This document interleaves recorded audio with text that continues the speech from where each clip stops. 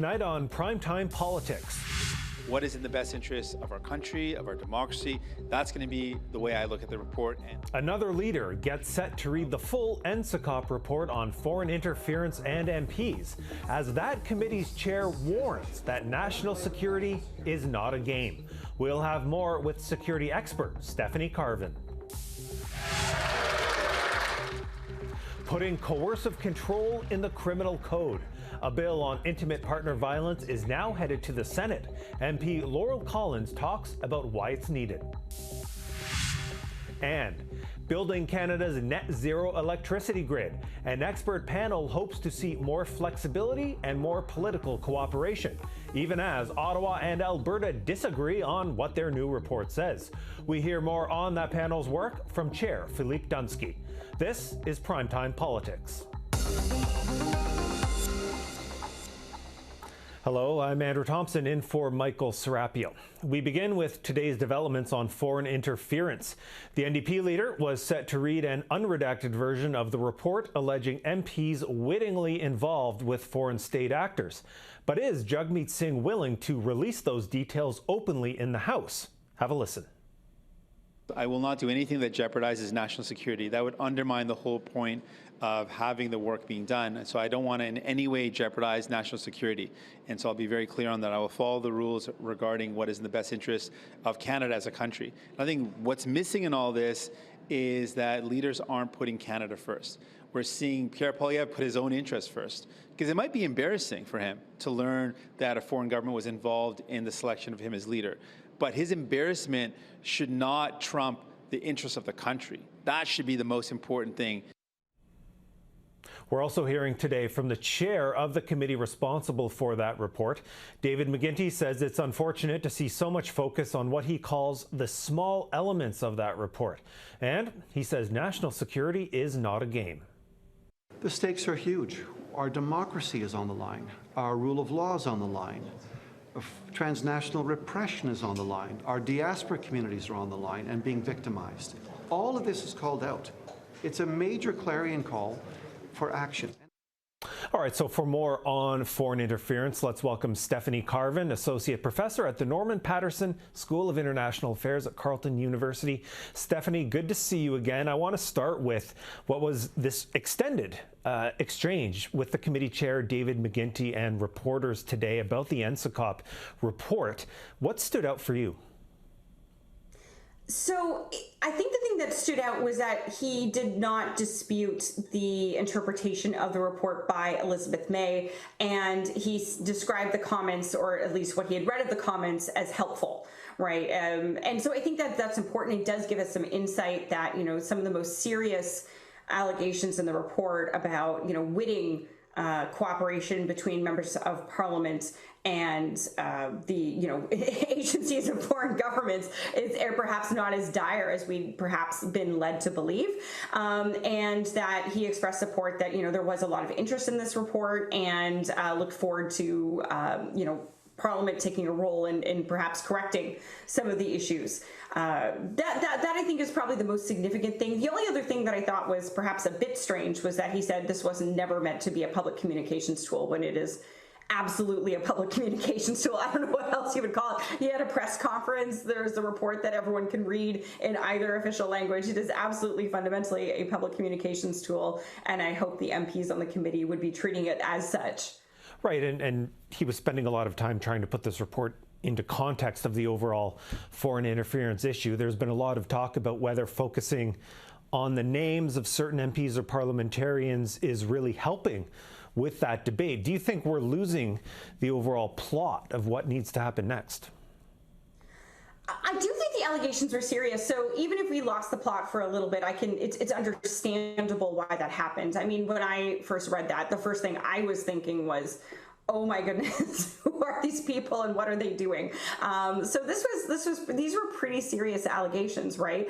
And I think that as a result, it's understandable that there were people wanting to know the names of people who may be betraying the country, right? I mean, that's one of the most serious allegations I think you could possibly make against someone who sits in Parliament. So, but that being said, yes, and I would refer back to Elizabeth May's comments yesterday, which I do think were helpful. I mean, so long as what she said was accurate, and I will take her ability to read the report as being strong. But what she said yesterday is that, yes, okay, the worst allegations aren't as bad as what we perhaps thought, what had been bandied about. But she also said that we have a real problem here, and there's other problems in areas. She mentioned the nominee process, right? The nominations processes that can be targeted. The idea that money may be being cycled into our elections, and that's a real problem that we need to address. In fact, it would be a violation of the Canadian Elections Act. Then as well, the idea of there's certain community organizations that do this. So the idea that Canada is a target and parliamentarians are targets for foreign governments, I think, is really fundamentally important. And this is where Parliament absolutely should be focusing its attention. Just because, okay, good news, there's not traitors in the midst, but at the end of the day, there is clearly some other serious problems which are still compromising our democracy right now. So given what we've heard this week then from political parties on what to do next, I want to ask you about how confident you are in action being taken, because we have this push now for the public inquiry to look at these allegations. Elizabeth May telling us yesterday, look, I think politicians, political leaders, parliamentarians need to be doing this, not pushing it off onto the inquiry. So how do you see that playing out? That's a really important point, and I think I agree with Elizabeth May. The fact is, I don't see any value in pushing this on to an inquiry. An inquiry, we should say, that's just already operating under tremendous strain, right? The timelines given to the inquiry were very, very short. They have a limited staff, they have limited resources, and it's not clear to me they're getting any extra resources to deal with this entirely new burden of work. It also just seems that, by kicking it to the inquiry, that they're just simply having the inquiry redo the work that NSICOP has already done. So why are we doing this? So that's been a particular point of frustration to me. There does seem to be a lack of willingness for Parliament to take it serious. I mean, I'm happy to hear that Elizabeth May read the report. It's my understanding Jagmeet Singh will be reading the report in the next coming days and hopefully offering his interpretation of it. Yves Blanchette as well. That's going to be very important. But Conservative leader Pierre Poilievre is saying he has no interest in reading a secret report that he can't talk about. I don't really know why he thinks that, but it's not here to do any kind of partisan speculation. But there's a lot of areas where I think we could see Parliament do more, including particularly around the nominations processes.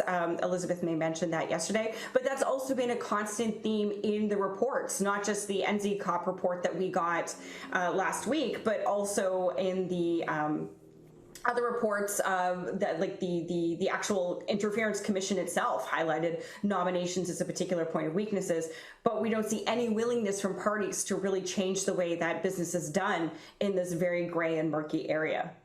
Okay, I want to finish with you on this because of the field you're in, international affairs. How do you think, I guess we could use the word adversaries, but officials from other governments such as China and India, as they're watching this debate unfold in Canada, seeing these reports, seeing some evidence put on the public record about this, what do you think they're thinking right now?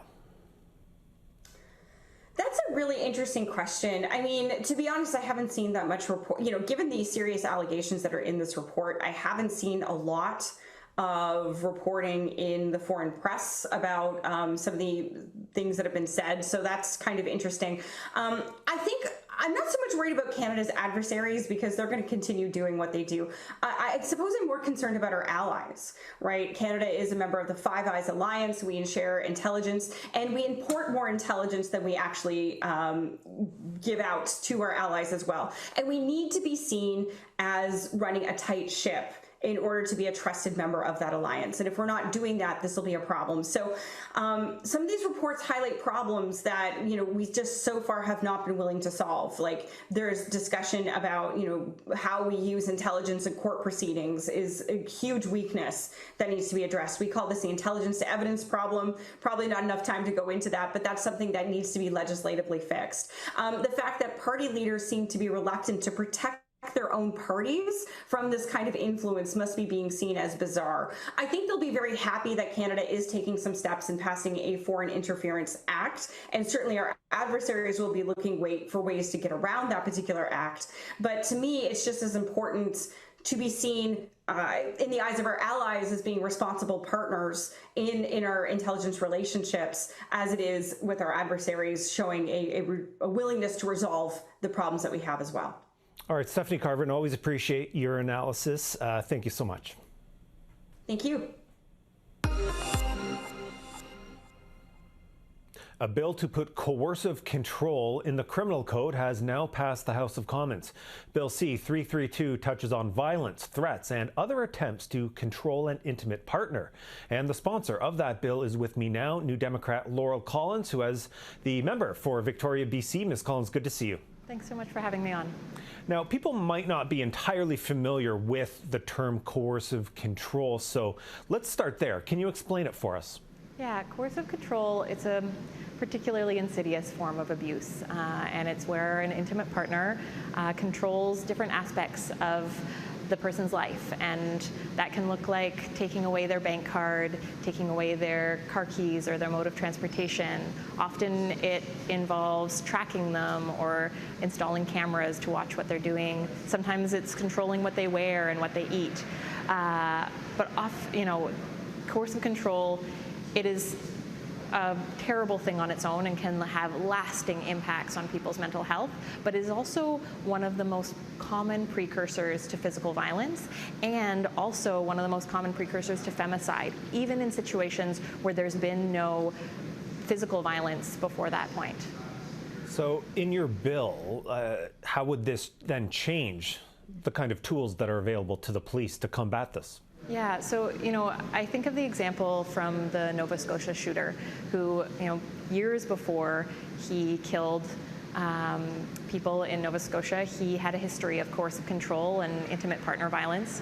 He took the wheels off of his partner's, their shared car. He changed the locks on their door so she couldn't return and get her stuff when she wanted to leave. These kinds of things, changing the locks on a house that you share, or taking the tires off a car that you share, they aren't illegal in and of themselves, but they are pieces of a pattern of behavior. And police don't have the tools to intervene when it comes to coercive control. And so what we want to do is provide victims and survivors more tools to leave these kinds of situations, for support systems, whether it's frontline organizations or police, to intervene before violence occurs, and also to prevent the most tragic form of intimate partner violence. Every 6 days in Canada, a woman is killed by an intimate partner. Every 6 days. That is just a horrific statistic. And I have heard stories from hundreds of women, hundreds of families and loved ones who have witnessed the people they care about go through this, and oftentimes then lost the people they love the most. And you've spoken about your own experience, your sister turning up at your door after her partner had taken away her cell phone, bank cards, and keys to try and prevent her from leaving. So, how does living through that experience inform the work you've done on this legislation? Well, I'm happy to say that my sister got free from that situation and has been a big support and encouragement in putting forward this piece of legislation. She talks about how she wants young women, women and girls to know that this behavior is not acceptable, that there is a way out. And also, that we want to make sure perpetrators know that this is not acceptable.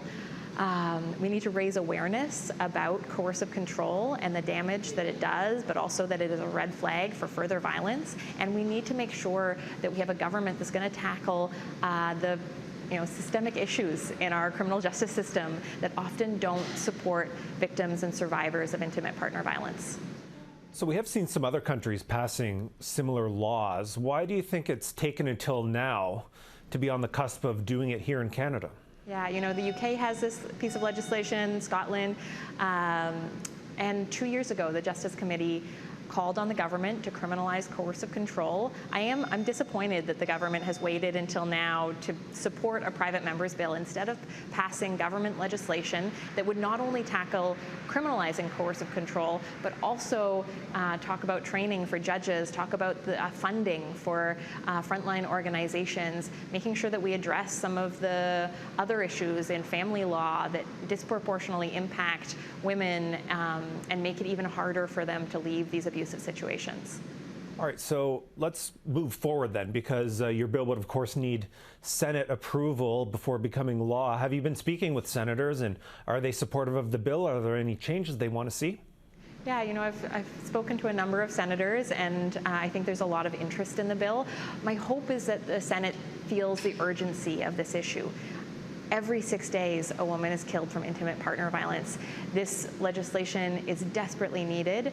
We need the Senate to look at this bill, but also to make sure it's passed. We're in a minority government, and there is a big risk of, if it doesn't move swiftly through the red chamber, that it could die on the order paper, and then we'd have to go back to step one to try and get this fix in our criminal justice system. All right, Laurel Collins, the NDP MP for Victoria, I want to thank you for your time on this. Thank you so much. Time now for a look at what else happened in politics today. A landfill search for 2 murdered Indigenous women in Manitoba is now one step closer. The province has approved regulatory changes needed to make it happen. The remains of Morgan Harris and Mercedes Myran are believed to be located in a landfill north of Winnipeg. Their alleged killer is currently on trial for the murders and for the deaths of 2 other women. Premier Wabkanu made the search an NDP campaign promise in last year's election. Here in Ottawa, the Public Safety Minister was defending the government's foreign interference bill before senators. The goal of a foreign registry would be to promote transparency from all people who advocate on behalf of foreign governments or entities, as well as to ensure accountability from those who would seek to do so in clandestine ways. Bill C-70 includes creation of a foreign influence transparency registry and more investigative power to CSIS. However, Conservative Senator Leo Housakos says the government is delaying action. How much further ahead would we have been if more than a year ago, instead of putting into place the special rapporteur to play delay tactics, how further ahead would we be in passing this legislation? An update on Canada's wildfire situation. There are 69 active wildfires burning right now. That number is below average for this time of year. Still, Emergency Preparedness Minister Harjit Sajjan is urging caution in the coming months for some areas. Multiple regions are at an elevated risk due to a combination of hot, dry, and windy conditions. Now, the key areas of concern include northeastern British Columbia, northern Alberta, south central Northwest Territories, and northern Quebec. I declare the motion carried.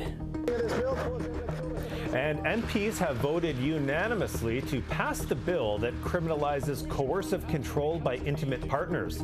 The bill from New Democrat MP Laurel Collins now goes to the Senate, where Collins hopes the measure will quickly pass. The Alberta government says a new report proves that the federal target for net zero electricity grid by 2035 will not work. That report comes from an independent panel advising the federal energy minister. However, that minister says Alberta leaders are being misleading on what the report says and about the timeline. Premier Smith knows full well that there is flexibility already built into the draft of the clean electricity regulations that allows existing natural gas power plants to continue to operate for a period of time beyond 2035. So this facade about 2035 is a facade. At the end of the day, there is flexibility in the reg, which is what she is saying she needs in order to actually get to a clean grid. We've been very thoughtful about how we responded to that. What she's saying to Albertans is just not true. All right, well, let's go deeper into that report now with Philippe Dunsky, who chairs the Canada Electricity Advisory Council. He's also president of Dunsky Energy and Climate Advisors. Mr. Dunsky, good to see you. Good to be here. Thank you.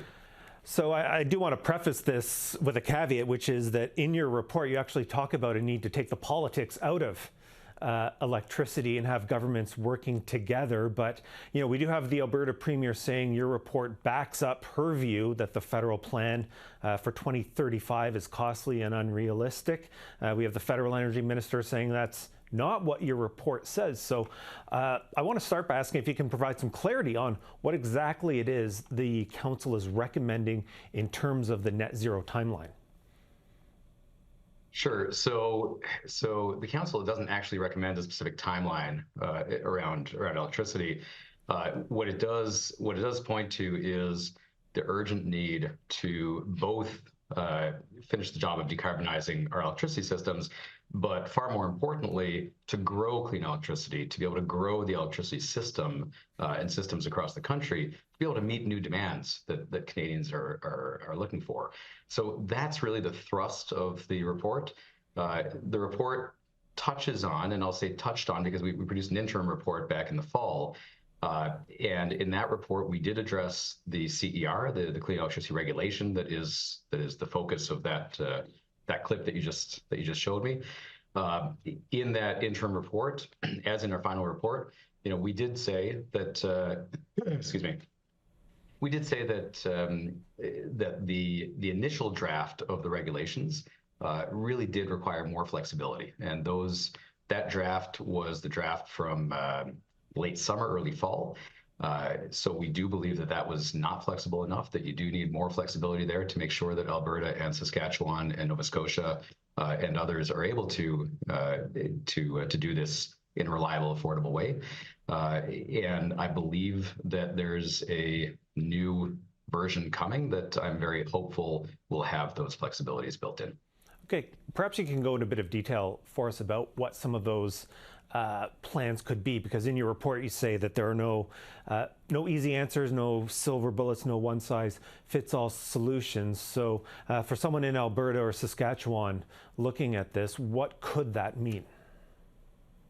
For the goal of decarbonizing the existing grids, you're asking? Yes. Yeah, I mean, it can mean, look, it's many things in different places, right? Every province has a different set of resources, a different electricity system itself. So if you look at a place like, again, Alberta, Saskatchewan, Nova Scotia, and some of the remote communities, what they don't have that others do have is clean baseload power. So the power that's there all the time and that you can control easily. Things that hydro produces or things that nuclear produce. Those are absent right now in those provinces. And that makes it much harder for them to do the job of decarbonizing their systems. It means that they may have to be looking at for sure more renewables, but also things like gas with carbon capture storage on the back end of that. Later on, we could be looking at nuclear as well. And very critically, I would say, we need to be talking about transmission.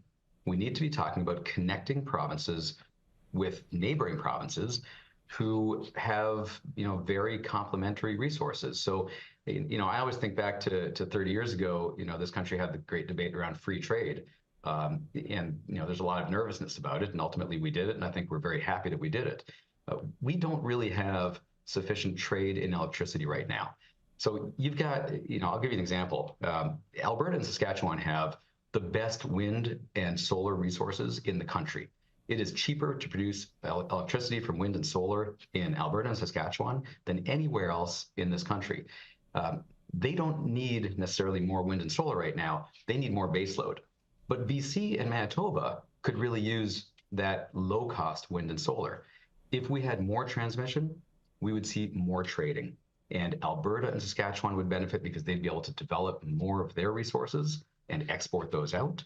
And the neighboring provinces would benefit from getting those at a lower cost and being able to send back that baseload control power to Alberta and Saskatchewan.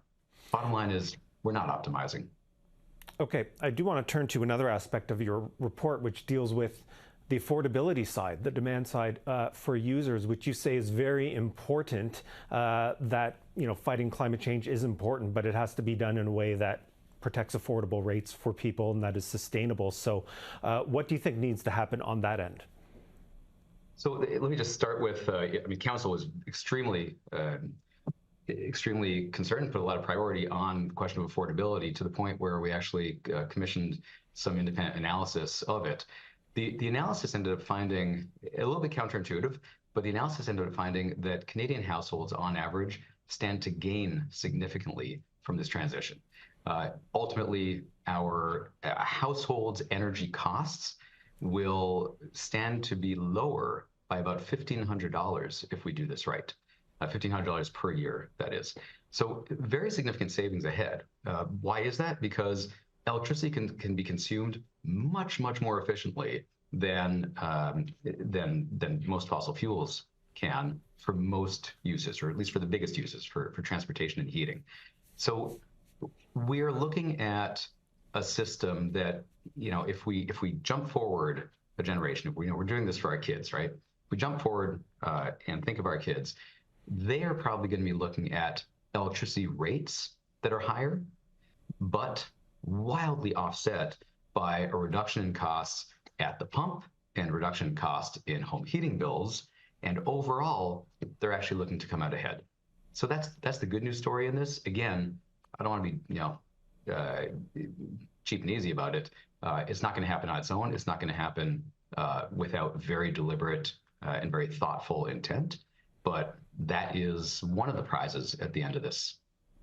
All right, Philippe Dunsky, Chair of the Canada Electricity Advisory Council. Thanks for your time on this. My pleasure. And that is Primetime Politics for Wednesday. I'm Andrew Thompson in Ottawa. For all of us at CPAC, thanks for watching. Good night.